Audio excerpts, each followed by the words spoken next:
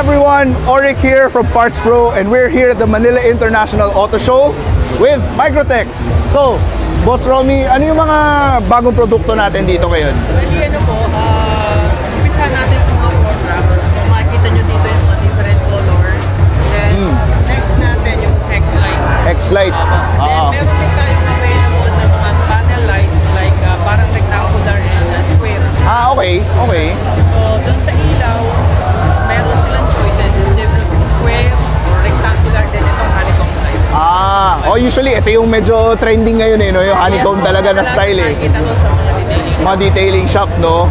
So, bukod sa paglinis talaga ng kotse, ready na rin si Microtex para sa mga gusto magnegosyo talaga na kumpleto lighting mo, sahig, and of course, hindi kumpleto ang detailing shop kung walang mga buffer, buffing machine. Oo.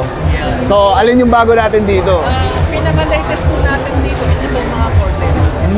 Then, meron tayong nilabas na mga pang-small board version, pang mga edgeless corner na. Okay, mga kanto-kanto. Yeah. Okay. Then, meron tayong mga rotary. So, yung rotary po natin, meron tayong 801, 802. Ito po yung heavy duty. Yes. Rotary. Then, meron tayong pinaka-nilabas din na 804. Parang maliit na version nito. Okay.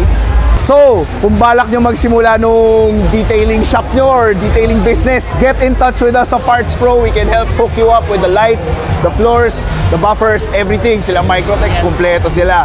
So, Sir Romy, thank you very much. Thank you ulit. Alright.